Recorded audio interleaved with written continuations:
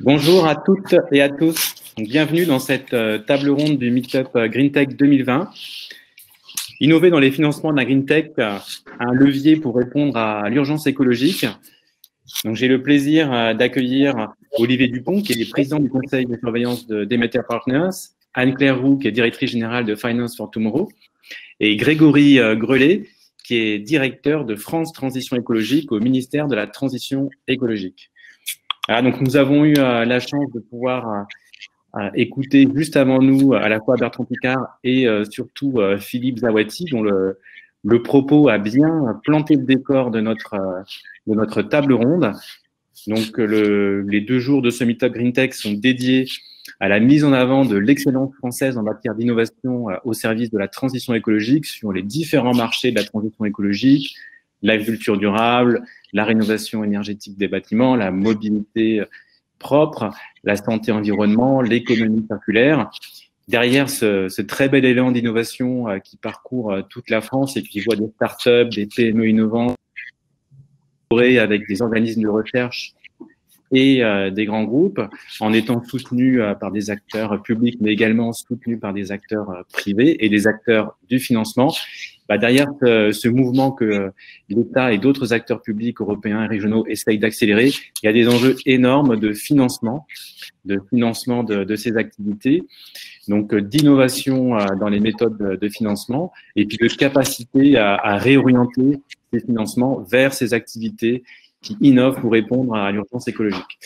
Donc, je laisse tout de suite la parole à Olivier Dupont, donc président du conseil de surveillance de Demeter Partners, pour nous partager sa vision en tant qu'investisseur de ces défis qui sont aussi à relever par l'univers de la finance pour que ce mot urgence qui est si souvent galvaudé dans le langage public soit une réalité et qu'on soit en capacité d'accélérer grâce à des financements qui sont au rendez-vous, au bon endroit, de la bonne façon pour aider toutes ces activités à se développer. À vous, Olivier. Oui, bonjour à tous.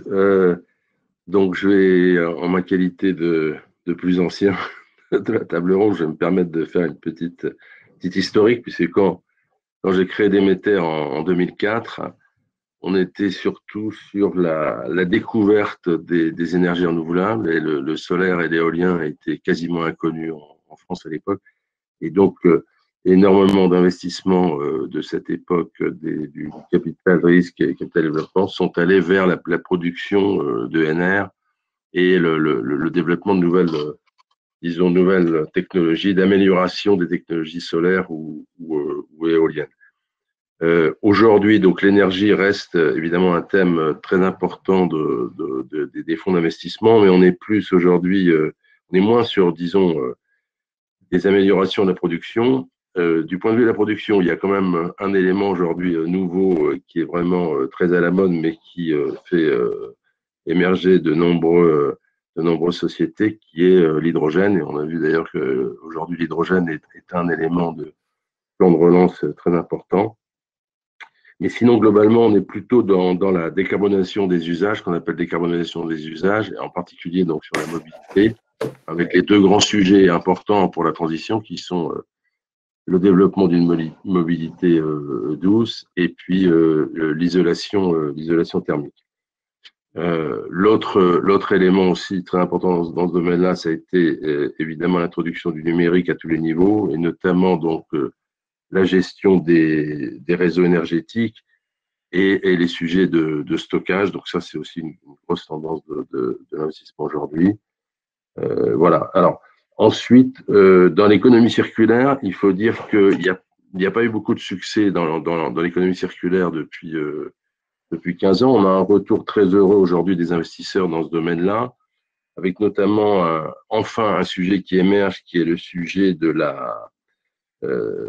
disons, de la durée de vie des équipements et donc des systèmes de réparation, disons, vertueuses, avec évidemment, on parlait de Black Market tout à l'heure, qui est un exemple très intéressant de recyclage, de réparation des portables. On a aussi, par exemple, Spareka, qui sont, donc, ça, c'est des choses qui sont très intéressantes. Également, sur la récupération des matériaux de construction, il y a pas mal de choses. Donc là, on a enfin des investissements dans le domaine de l'économie circulaire. Ça, c'est très bien. Et ensuite, je dirais une nouvelle tendance que moi j'observe beaucoup, dont d'ailleurs a parlé Philippe Zouati tout à l'heure, qui est tout ce qui est agriculture et agri-innovation et alimentation, qui était un sujet qui était très peu abordé il y a 10 ans. Et aujourd'hui, il y a de nombreux fonds qui se développent dans ce domaine, que ce soit pour l'amélioration des techniques agricoles, mais que ce soit également sur des nouveaux usages alimentaires, notamment tout ce qui concerne les alternatives, par exemple végétales, dans l'alimentation. Voilà. Et enfin, je terminerai en disant que maintenant, on a là aussi, ça a été souligné par Philippe tout à l'heure, c'est que en fait la transition aujourd'hui, elle traverse tous les secteurs, heureusement d'ailleurs, et donc finalement les champs d'action de l'investissement durable sont beaucoup plus vastes aujourd'hui qu'ils ne l'étaient il y a 15 ans, et d'ailleurs les fonds aussi levés sont beaucoup plus importants, donc tout ça participe d'un mouvement très sympathique qui s'amplifie chaque jour. Voilà ce que je peux vous dire. Merci Olivier pour ces grandes tendances, ces nouvelles technologies, ces nouveaux marchés qui montrent à quel point ça bouge vite. Donc aussi à quel point les besoins sont là, les besoins de financement. Je passe tout de suite la parole à Anne-Claire Roux, donc directrice générale de Finance for Tomorrow. Donc Anne-Claire, vous qui êtes au cœur du système financier avec le lien avec Europlace et qui avez réussi à réunir au sein de Finance for Tomorrow un grand nombre d'acteurs de la finance durable.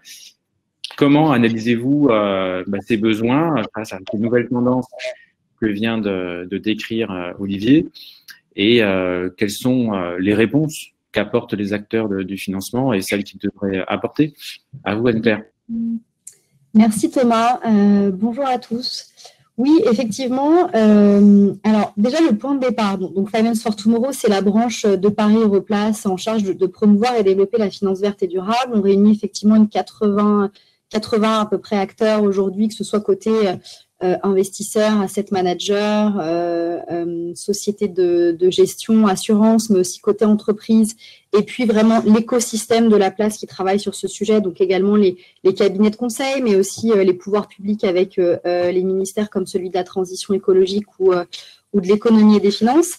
Et donc, c'est vrai que à premier abord, c'est pas forcément le sujet fintech qui semblait le plus, le plus à même de répondre aux enjeux que peut se poser la place, parce que bien entendu, on travaille sur tout ce qui est risque climatique, accompagnement sur les financements, outils de financement, obligations vertes et choses comme ça.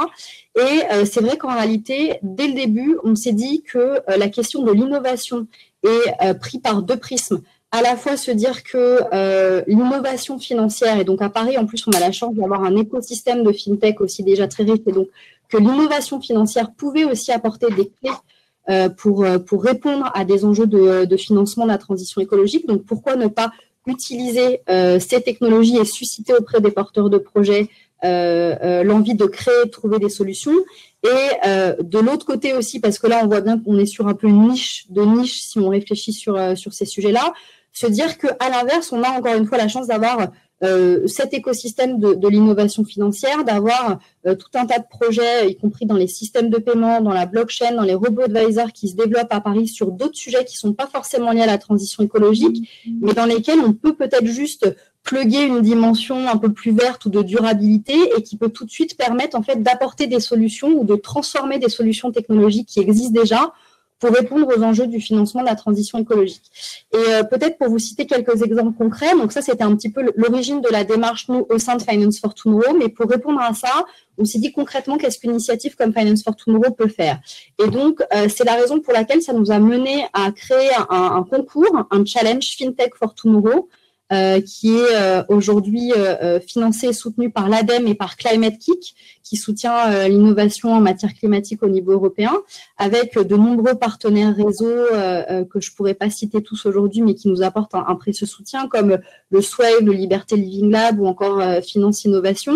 Et donc, l'idée, c'était justement de pouvoir identifier à la fois ces porteurs de projets, mais aussi susciter ces réponses en fait à des solutions qui sont posées, et puis bien entendu pouvoir accompagner les porteurs de projets dans le développement de ces technologies. Et peut-être pour vous citer quelques exemples concrets justement de la manière dont les choses s'articulent dans les lauréats qu'on a eus sur les années précédentes. Par exemple, le lauréat de la première édition qui s'appelle Descartes Underwriting, qui est vraiment un beau succès parce que nous, quand on l'a identifié, Descartes, ils étaient vraiment au tout début, c'était une petite équipe, ils commençaient tout juste à développer leur solution. Là, à peine 3 ans après, là, au mois de septembre, ils viennent de faire une levée de fonds de 15 millions d'euros. Donc, on voit que c'est vraiment un sujet porteur. Et donc, concrètement, Descartes, c'est un sujet très spécifique, mais adapté aux enjeux de changement climatique, puisque eux, ils ont développé un outil d'assurance paramétrique qui utilise des données satellitaires, à la fois pour accélérer la prise en charge des catastrophes naturelles, mais aussi pour les anticiper et du coup accompagner, par exemple, agriculteurs en Afrique qui vont être victimes de catastrophes naturelles et donc pouvoir les dédommager plus rapidement. Mais on a aussi d'autres solutions, notamment, je pense à Green Value ou à Clay, qui ont été récompensés l'année dernière, qui, eux, proposent des solutions en utilisant la blockchain. Donc, pour Green Value, c'est vraiment la blockchain en tant que plateforme pour décentraliser l'analyse ESG et donc vraiment essayer d'adapter cette blockchain à mieux appréhender les données ESG. Et de l'autre côté, on a Clay qui est aussi sur une technologie très spécifique, mais encore une fois, qui apporte vraiment des solutions assez concrètes à des enjeux de financement de la transition, puisque la Clay utilise la blockchain pour pouvoir favoriser l'accès à la propriété en passant par le micro-logement. Donc, ils vont développer des offres qui sont liées notamment à la rénovation énergétique des bâtiments et bien entendu le fait que l'ADEME soit aussi à bord du challenge, ça permet d'accompagner ce développement-là. Et donc on voit que pour nous en réalité, là on voit bien que enjeux financiers, mais aussi donc du coup technologies financières peuvent vraiment permettre d'apporter des réponses. Et peut-être dernier point sur lequel je finirai cette année, c'est que les 2 précédentes éditions étaient très centrées justement sur l'identification des projets, comment susciter cette innovation, comment l'accompagner. Et cette année, on a voulu justement un petit peu inverser, on va dire, la démarche, puisqu'on est vraiment plus sur comment créer un terrain fertile pour renforcer la contribution des fintechs à la transition écologique. Et donc, on est vraiment sur l'idée de pouvoir créer les meilleures conditions de succès pour les entrepreneurs et se baser sur l'écosystème que l'on a à Paris et sur la manière dont, justement, on peut connecter les grands groupes à ces porteurs de projets et comment, à travers nous, le challenge, donc on a parmi les membres du jury des membres de Finance for Tomorrow, on a notamment Philippe Taffin qui est directeur du financement d'Aviva et qui est président du jury cette année. Et donc, l'idée, encore une fois, c'est de pouvoir, notamment à travers aussi des projets de mentorat, vraiment connecter ces porteurs de projets avec des plus gros acteurs de la place de Paris pour vraiment faciliter la collaboration et le développement de ces projets, de ces solutions. Merci Anne-Claire Roux. Je vais passer la parole à Grégory Grelet qui dirige France Transition Écologique au ministère du même nom, la transition écologique. Donc Anne-Claire Roux a beaucoup insisté sur l'innovation financière et juste avant elle, Olivier Dupont avait mis en avant des nouvelles technologies, des nouveaux marchés, des nouveaux secteurs qui avaient de gros besoins de financement, de nouveaux financements. Grégory, vous êtes un acteur de ces 2 sujets, logé entre guillemets au sein du ministère de la Transition écologique, et vous démarrez un nouveau projet qui porte l'ambition de porter la contribution de l'État, des acteurs publics, à accélérer justement ce bon matching entre les financements et les porteurs de projets. Voilà, je vous laisse nous raconter tout ça. À vous, Grégory. Bien sûr. Alors, tout d'abord, excusez-moi si parfois il peut y avoir du bruit, parce que je crois que mon voisin du dessus est en train d'entamer des travaux de rénovation énergétique. Donc, il peut y avoir un petit peu de perceuse, mais voilà. Donc, déjà, merci. En effet, Thomas, tu as raison. L'innovation, c'est aussi prendre des choses qui existent et permettre de les rendre plus liquides, plus accessibles, plus compréhensibles. C'est l'objectif de France Transition écologique. Tout d'abord, j'aimerais commencer par rappeler un constat assez simple qui n'était pas forcément partagé il y a quelques années.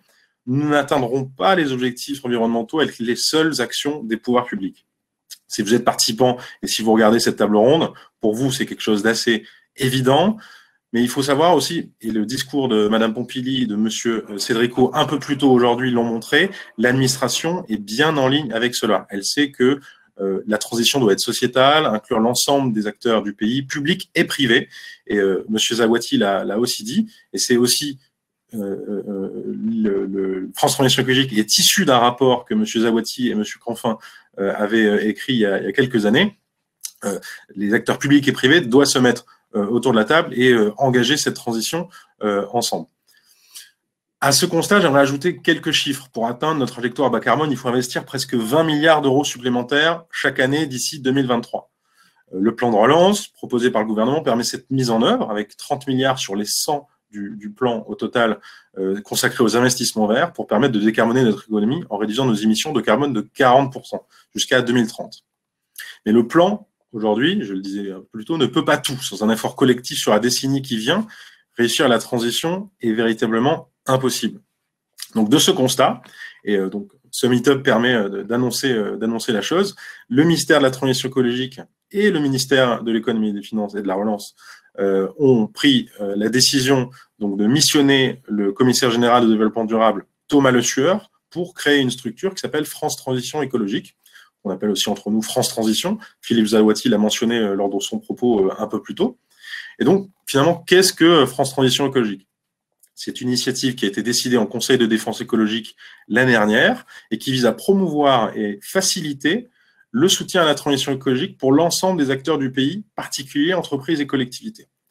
Donc, finalement, comme je le disais au début, une innovation, c'est pas forcément créer des choses qui sont terriblement donc novatrices, mais c'est tout simplement de mettre en lien les acteurs, des acteurs qui peut-être n'ont pas une clarté forte de l'environnement des aides et du financement en France, qui n'ont pas une compréhension des critères d'éligibilité, du parcours d'aide, de la cohérence des réponses qui vont leur être données lorsqu'ils vont faire une demande, des diagnostics énergétiques.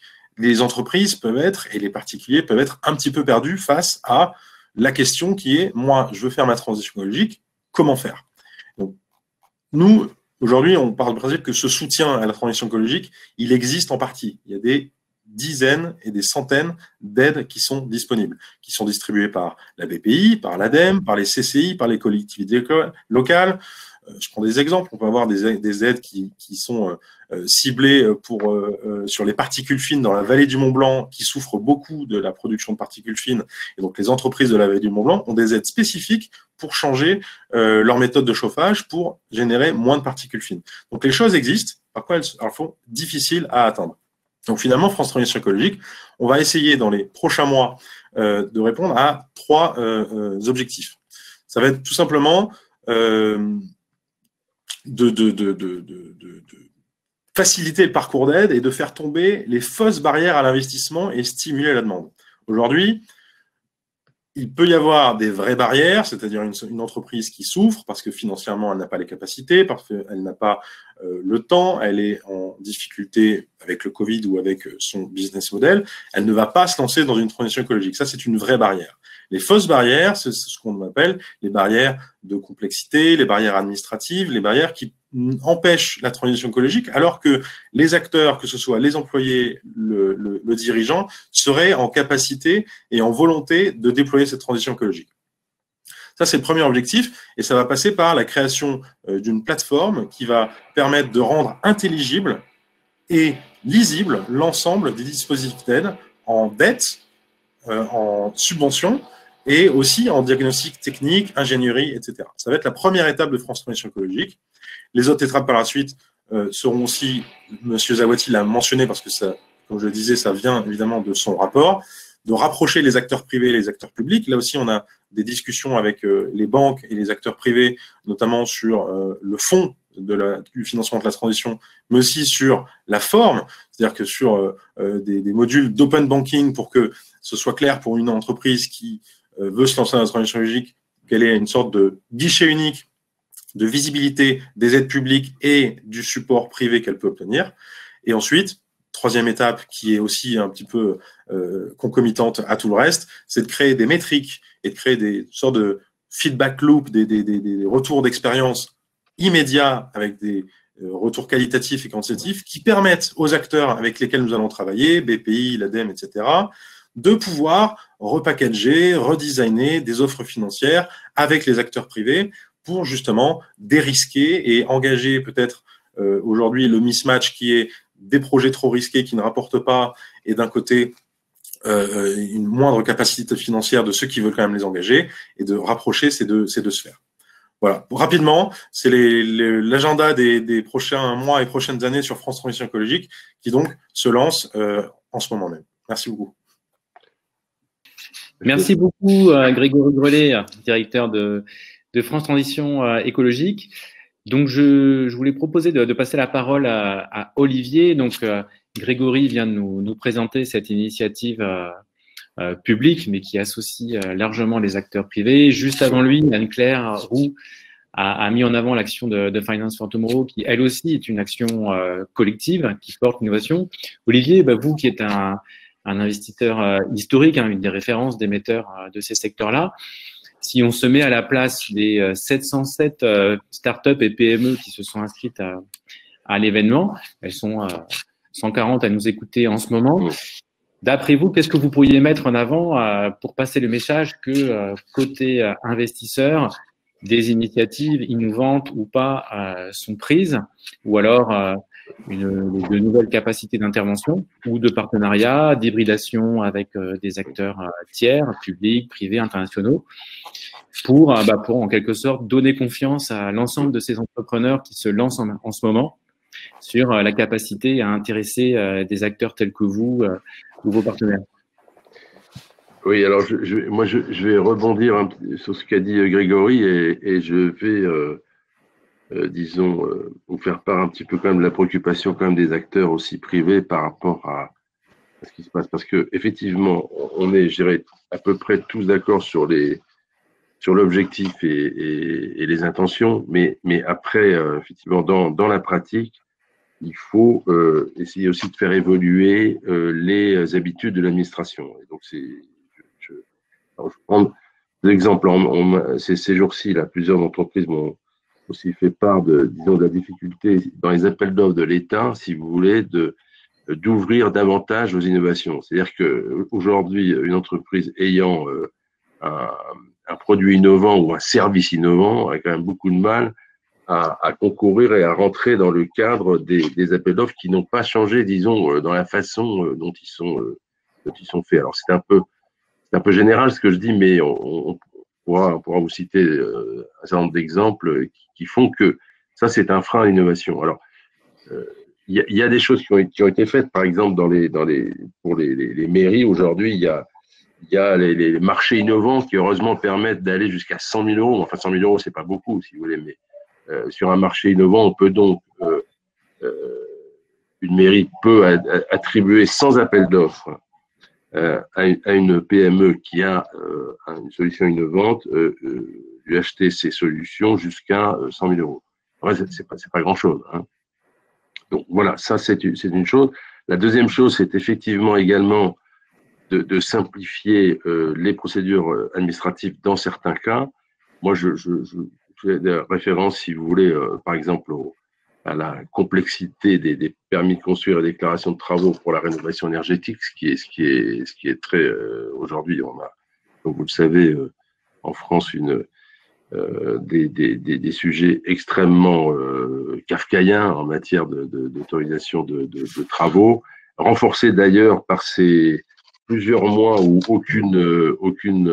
pratiquement aucun permis de construire n'a été délivré par les mairies parce qu'ils étaient tous fermés en fait, en stand-by. Hein, donc ça c'est un vrai sujet. Mais surtout également l'attitude des DREAL, si vous voulez. Là c'est un point important parce que nous avons avec Demeter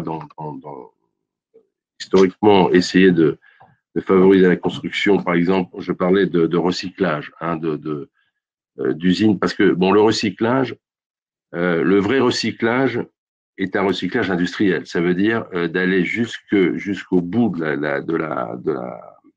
je dirais, de la démarche de recyclage, c'est-à-dire récupérer des produits ou des matières premières usagées pour en refaire des vraies matières premières. Donc, ça veut dire, quelque part, mettre une usine, si vous voulez. Une usine propre, mais mettre une usine quelque part.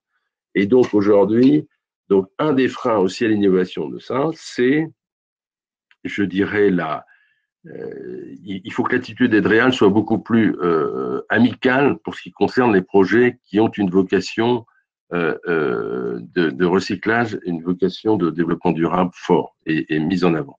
Donc si vous voulez, je dirais, alors je m'excuse un peu de vous renvoyer la balle, mais c'est un peu notre rôle aussi de vous dire, bon, bah, ok, le secteur privé, on l'a dit aujourd'hui, est quand même très mobilisé. En fait, moi, je constate qu'effectivement, même les grands groupes, tout le monde aujourd'hui considère maintenant, et c'est très heureux par rapport à ce qui se passait il y a 15-20 ans, que il faut produire de façon plus propre et engager des actions de recyclage, de baisse du CO2, etc.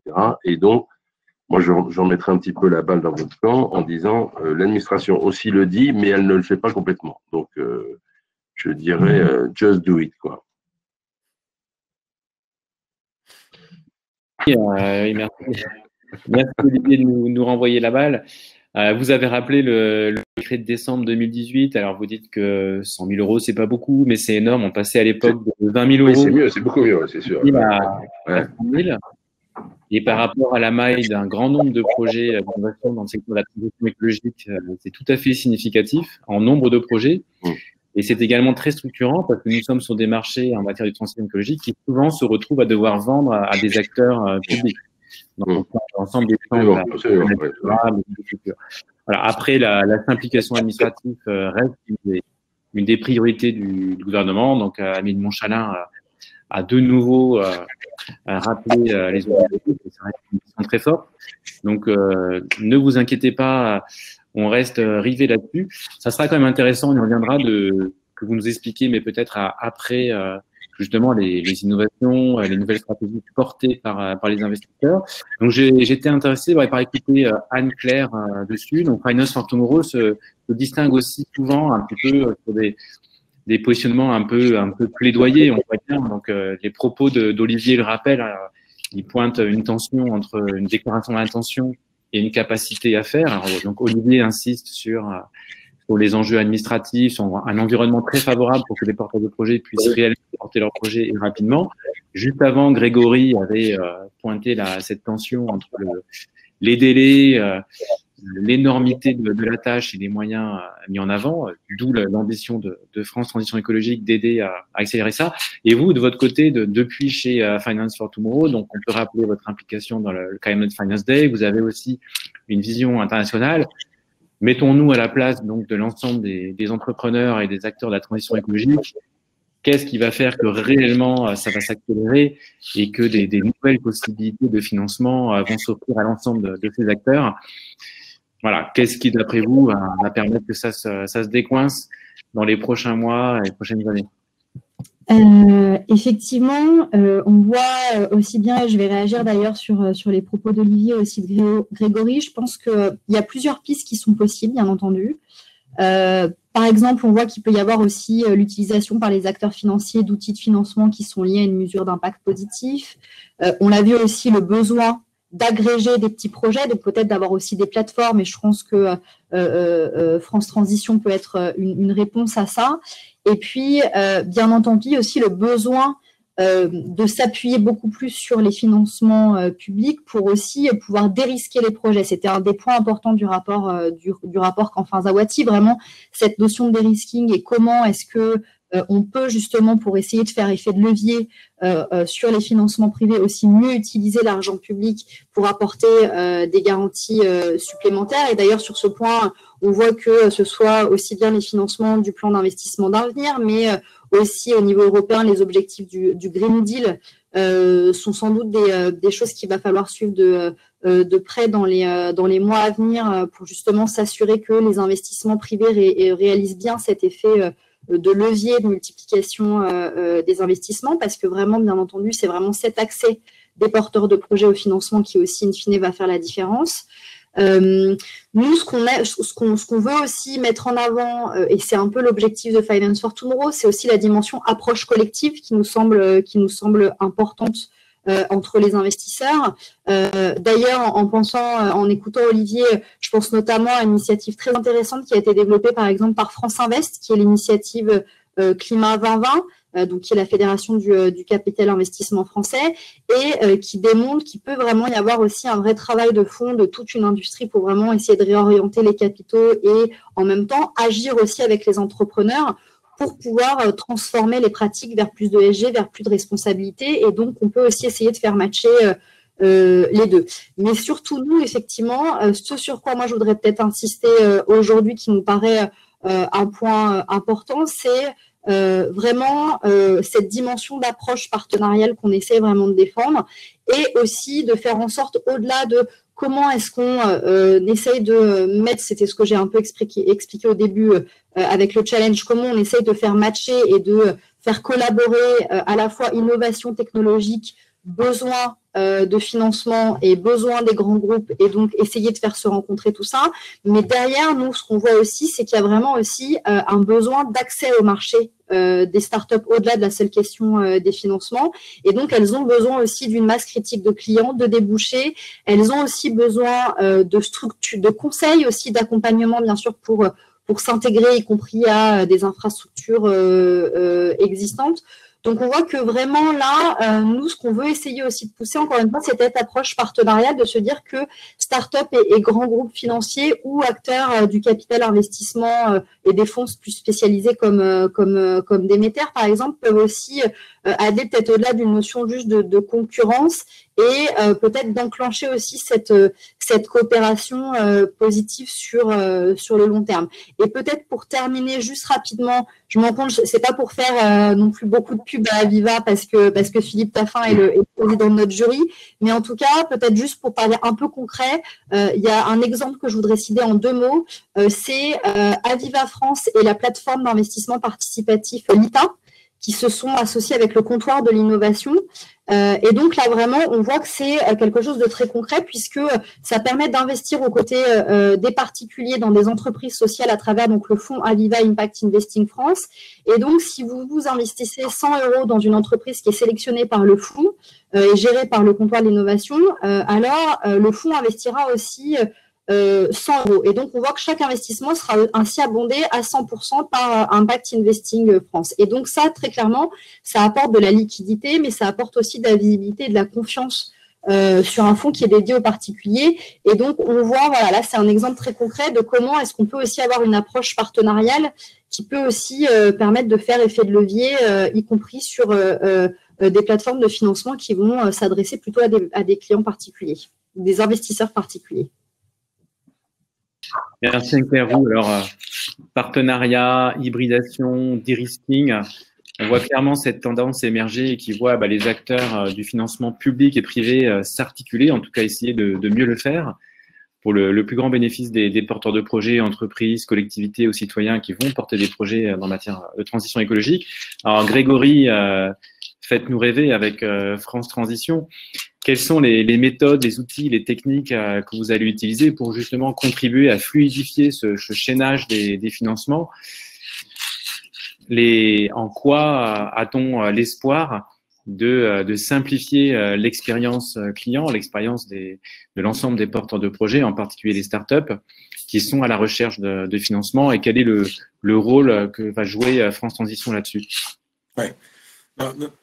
On n'arrive pas avec une solution toute prête déjà. On arrive avec une volonté qui est claire, qui est au plus haut niveau de l'État, mais on part sur une investigation. Aujourd'hui, on est dans une investigation, donc avec l'équipe qui travaille, je vais citer Nadim, Cédric, Adrien, Marie qui va nous rejoindre. Aujourd'hui, on rencontre des entrepreneurs. Et c'est ces entrepreneurs, on rencontre ces CCI, on rencontre ces collectivités, on leur parle, on parle à l'ensemble des acteurs de la place.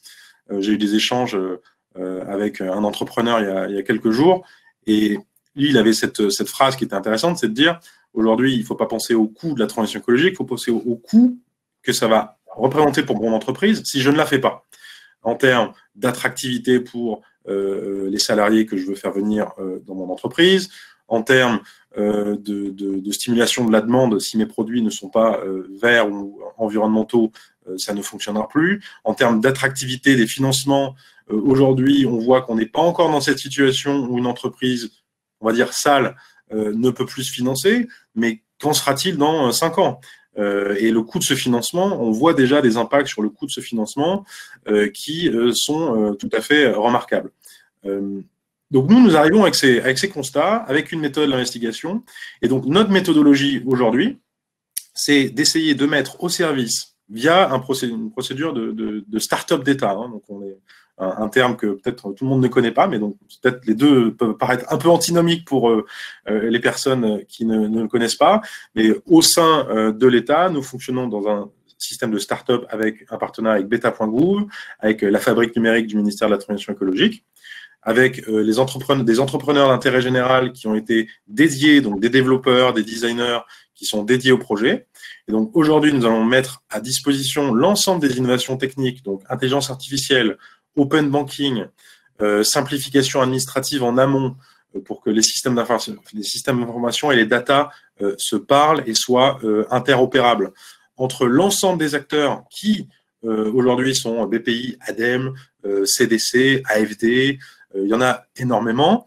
Et donc, nous allons rendre le plus intelligible et le moins complexe à, on va dire, l'entreprise, et bientôt ensuite, ce sera les particuliers et les collectivités qui souhaitent s'engager dans la transition écologique, les parcours, je dirais même de soutien plus que de financement, parce que les financements, évidemment, c'est une grande partie, mais aussi les soutiens. Je pense aux TPE, qui aujourd'hui n'ont pas de moyens financiers à dédier parce que la subvention ne couvre que 50% et qu'il faut qu'elles mettent les autres 50%. Elles ne veulent pas s'engager dans un prêt. Elles peuvent faire des mesures et des méthodes qui sont aujourd'hui gratuites. Elles n'en ont juste pas la connaissance. Donc, des innovations qui sont technologiques, mais aussi, pour ces genres de méthodologies gratuites, des simulateurs, des échanges avec les communautés des conseillers BPI, des conseillers des CCI qui sont formés et qui savent déjà comment conseiller les entreprises, mais parfois les entreprises ne savent pas que ces personnes existent, tout simplement. Donc, il y a un gros sujet de sensibilisation et d'information. Et aussi, Anne-Claire le mentionnait, peut-être l'agrégation de projets qui sont similaires sur un territoire identique, pour justement peut-être aller chercher un financement qui soit commun pour que, on va dire, rêvons, une dizaine d'entreprises cherchent une autonomie de production électrique sur un territoire, et ben elles peuvent se mettre ensemble pour aborder ce sujet d'une meilleure manière et avoir des synergies de coûts évidentes. Donc, on est aujourd'hui dans une phase qui est pas suffisamment aval pour dire exactement ce qu'on va utiliser, mais nous avons une procédure et une méthodologie qui nous permet de vérifier que nous n'allons pas mettre en place quelque chose d'inutile. C'est notre grande crainte et c'est notre ambition. Tout ce que nous allons mettre en place sera utile parce que ça aura été co-créé avec l'ensemble des partenaires amont sur le financement et évidemment les usagers finaux, entreprises et ensuite particuliers, collectivités locales. On verra ce que ça donne. On est dans une phase, voilà, nous on est arrivé il y a un peu moins d'un mois au sein du ministère de la Transition écologique. On a une ambition de livrer tout ça dans le courant de l'année prochaine, vers le milieu de l'année prochaine. Et on vous tiendra au courant avec grand plaisir. Merci Grégory Grelet. L'État innove et il innove en partenariat avec les acteurs privés du financement, mais aussi les entrepreneurs.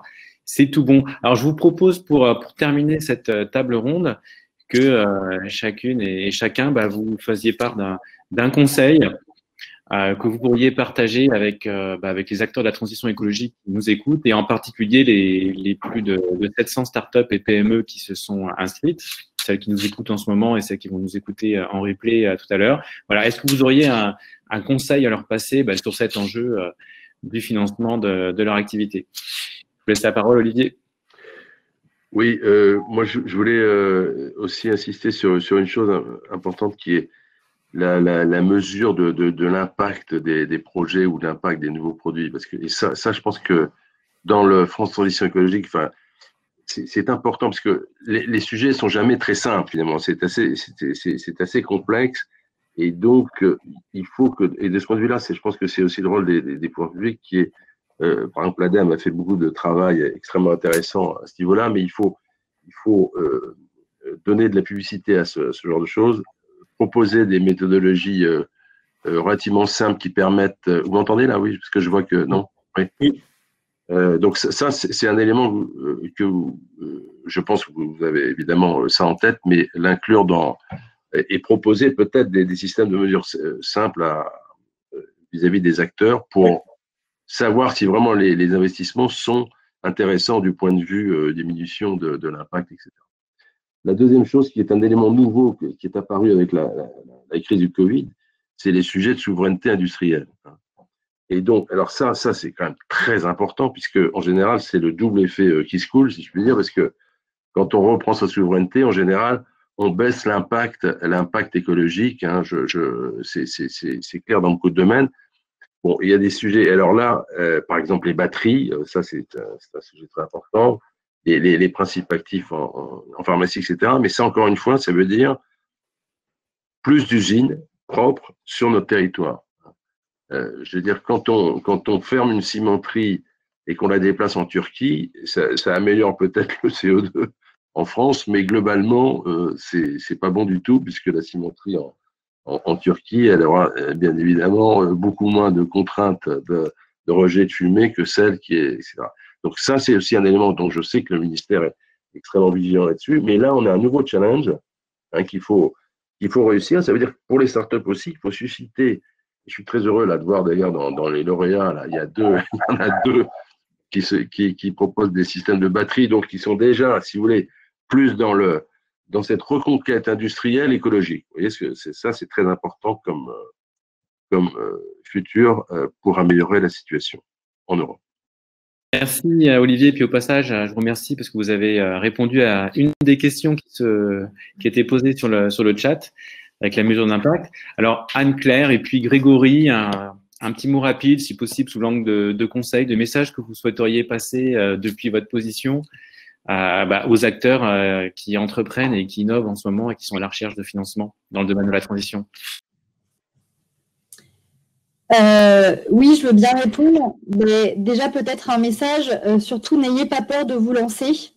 Et je sais que le contexte justement est compliqué, mais on a encore plus que jamais besoin d'innovation, besoin d'entrepreneurs, besoin de personnes qui justement peuvent apporter des solutions. Et donc encore une fois, ayez pas peur de vous lancer, n'hésitez pas aussi à vous renseigner. Nous, on sera ravis de pouvoir vous répondre et de vous orienter parce que en réalité, on se rend compte qu'il y a beaucoup d'acteurs. Moi, c'est ça que j'ai été frappée de découvrir, notamment quand on a créé le challenge, c'est qu'il y a énormément d'acteurs en fait dans cet écosystème de l'innovation, mais aussi dans l'écosystème financier, qui peuvent vous accompagner, qui peuvent, au-delà simplement juste d'apporter des financements aussi, qui peuvent accompagner dans la dimension conseil, monter des projets, dans l'incubation aussi, apporter des moyens aussi au stade vraiment de développement, de démarrage du projet. Et donc là-dessus, peut-être que parfois on peut se sentir un petit peu seul quand on démarre, mais justement, vous n'êtes pas seul. Et je crois que le point important, c'est juste de trouver les bonnes portes chez qui frapper. Et il y en a beaucoup en réalité à Paris, que ce soit du côté des acteurs privés, des acteurs de l'innovation, mais aussi des acteurs publics. Donc, n'hésitez pas à vous lancer et à venir frapper à toutes nos portes. On sera ravis de pouvoir essayer de vous accompagner ou en tout cas de vous orienter vers les personnes qui peuvent vous accompagner. Ok. Grégory ? Alors, le conseil, c'est la méthodologie qu'aujourd'hui on utilise à France Transition Écologique. C'est de se mettre le plus en lien, en communauté avec ses pairs et avec des acteurs comme Anne-Claire, comme Olivier, comme leurs équipes, comme les équipes de Mirova aussi, chez M. Zawati. L'intelligence, elle est disponible en effet en France et dans les administrations aussi. Les personnes de la BPI, les personnes des CCI, les personnes locales. Les solutions sont là.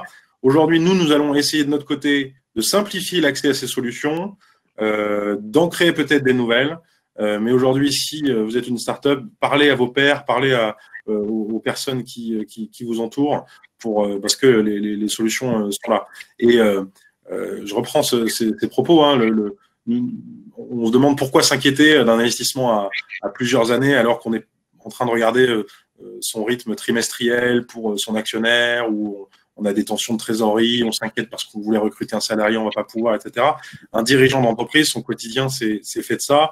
Ceux qui s'engagent aujourd'hui, et c'est tout à fait admirable, en allant au-delà de ça, ce sont les précurseurs de demain. Ça, nous en sommes persuadés. Donc, courage à tous et à très bientôt. Et on espère qu'on va pouvoir vous aider avec Transformation écologique dans les prochains mois. Merci à tous les trois. Merci. Yannick Leroux, merci Grégory Grelet, merci Olivier Dupont. Un petit mot pour dire que le sujet sur lequel Olivier Dupont a beaucoup insisté dans son premier propos, le financement par l'achat public, par la commande publique, qui représente quand même 15% du PIB, va être fait l'objet d'une conférence dédiée demain à 10h30. Voilà, pour ceux que ça intéresserait, parce qu'effectivement, ça bouge aussi beaucoup de ce côté-là. Voilà, donc cette table ronde innovée dans le financement des green tech, un levier pour répondre à l'urgence écologique, touche à sa fin. Et nous allons enchaîner avec Olivier Dupont sur la remise du prix coup de cœur des investisseurs. Voilà, donc Olivier, vous allez pouvoir introduire cette remise de prix coup de cœur et puis surtout annoncer le lauréat à qui nous passerons la parole. À vous, Olivier. Bien, merci. Écoutez, je suis d'abord très heureux de remettre ce prix, puisque je suis très attentif à ce qui se passe au niveau de nos belles startups. Et je dois dire que c'est toujours un plaisir aujourd'hui de voir à quel point la France est un des leaders en Europe, devant l'Allemagne, sur la création de startups et notamment dans les domaines qui nous intéressent. Alors, là, dans les lauréats, je suis encore plus heureux parce que j'ai vu, moi qui suis assez, comment dirais-je, obsédé par l'économie circulaire et la partie industrielle, j'ai vu qu'il y avait deux startups qui proposaient des batteries innovantes. Alors là, je suis donc très, très content. Et donc, la lauréate est Gouache qui propose des batteries renouvelables. Et qui permet donc d'améliorer fortement l'impact écologique de la production de batteries. Et donc, je n'ai pas tout compris d'ailleurs. Enfin, je sais que Gouache a déjà rencontré Déméter il y a quelques mois, mais je suis très intéressé de savoir ce qu'ils ont, comment ils développent leur entreprise, où ils en sont. Et donc, je vais laisser la parole à Alexandre Valette pour nous présenter son innovation et où est-ce qu'il en est, et puis évidemment après prendre un rendez-vous peut-être pour un one-to-one qui fera partie des petits cadeaux de la remise des prix. Bravo à vous Alexandre, faites-nous découvrir Gouache. Donc merci pour ce prix. Donc Gouache fabrique des batteries qu'on a baptisées renouvelables parce qu'elles ont la propriété d'être réparables. En fait, elles ont été conçues de manière à ce que on puisse la démonter, la batterie, en moins de 10 minutes et changer n'importe quel élément. En fait, cette idée, elle est née d'un constat. En fait, nous, on vient plus de l'analyse de données et on avait mené une étude sur les batteries usagées. Donc vraiment, cette idée, elle vient vraiment de la poubelle. On avait analysé des centaines de batteries complètement hors service et on les a décortiquées. Déjà, on a regardé comment c'était fait et on a analysé chacune des cellules qui constituent les batteries. Donc en gros, une batterie lithium-ion, parce que je parle uniquement des batteries lithium-ion, c'est un ensemble de cellules chimiques qui sont reliées entre elles par une partie électronique. Et quand on fait l'analyse de tout ça, on se rend compte qu'il y a 80% des éléments dans une batterie qui est hors service qui sont en parfait état. Et c'est ceux qui contiennent les fameuses terres rares, les éléments genre le cobalt, etc. Mais on les détruit systématiquement parce que les batteries actuelles, en tout cas pour tout ce qui concerne la petite mobilité, qui est le marché qu'on adresse, ou le petit outillage, ne sont pas du tout faites pour être réparables. Donc tous les éléments sont soudés entre eux, collés, et vraiment c'est économiquement impossible de réparer ces batteries. Et donc on a commencé à travailler justement sur une batterie qui était faite pour être réparée. Et donc il n'y a aucun fil à l'intérieur, il y a une électronique qui est très séparée de la partie chimique. Et maintenant c'est fonctionnel. Donc on a eu notre premier client en début d'année qui est un opérateur de free floating, donc qui loue des vélos en libre service. Et on a fait notre première production d'un ensemble de 500 batteries renouvelables qui ont été livrées fin août.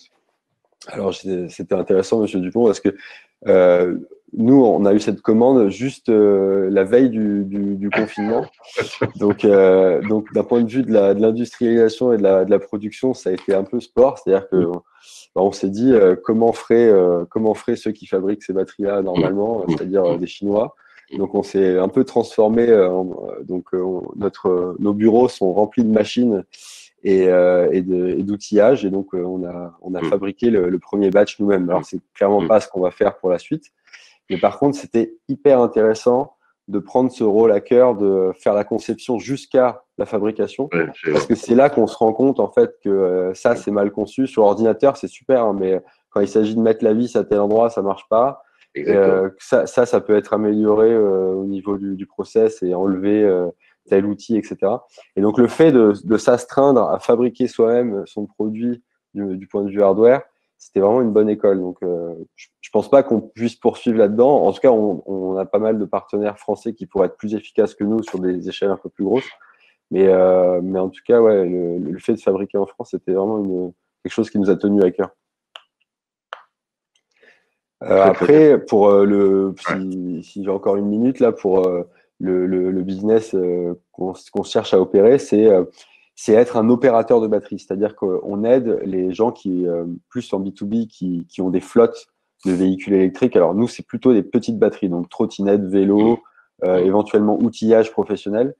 Donc les gens qui ont des flottes, à éventuellement les designer pour faire un form factor différent s'il faut, mais surtout à les opérer, c'est-à-dire à fournir de la donnée sur le parc actuel. Donc, on a fait des racks de charge qui permettent de récupérer de la donnée sur chacune des batteries. Donc, l'opérateur sait exactement où il en est sur son état actuel des batteries. Et ensuite, de faire la maintenance et aussi de faire la seconde vie, parce que dans le coût actuel des batteries, on ne prend pas du tout en compte la seconde vie. Donc, actuellement, les opérateurs de flotte, je sais pas, par exemple, si on prend par exemple, la Poste qui opère 14 000 vélos électriques, ils jettent leur batterie chaque année. En fait, ça leur coûte cher de jeter proprement leur batterie parce qu'il faut les détruire, il faut qu'ils payent de l'argent. Et donc, nous, on cherche nous, on cherche, comme elles sont démontables, à pouvoir récupérer les éléments qui sont encore bons, par exemple les cellules d'un vélo, les 80% qui sont encore en bon état. On peut faire d'autres batteries avec, des batteries du stationnaire ou ce genre de choses. Donc, il y a tout l'aspect seconde vie à développer, quoi. Excellent. Vous adressez vraiment un sujet très important et je vous félicite. Donc j'ai le plaisir de vous remettre le premier prix du concours Green Tech Verte 2000. Donc j'ai compris que ça s'appelait maintenant Green Tech Innovation de 2020. Donc en fait vous êtes le premier lauréat de Green Tech Innovation, on peut dire ça? Ou le dernier lauréat de Green Tech Verte, je ne sais pas.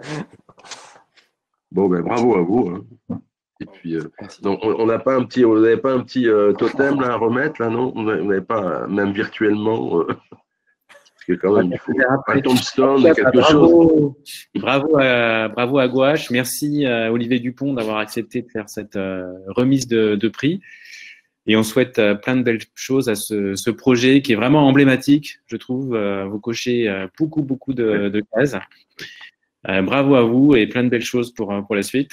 Voilà, donc on va enchaîner avec une table ronde sur les contributions de la Green Tech, de la mobilité à la crise sanitaire. Voilà aussi, ces types d'enjeux se rejoignent également. Donc à tout de suite pour cette nouvelle table ronde.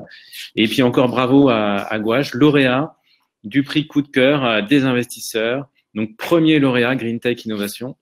Voilà, dans cette catégorie-là. Et merci encore, Olivier Dupont, d'avoir remis ce prix. Au revoir. Bravo, au revoir. Bonne journée à tous. Au revoir.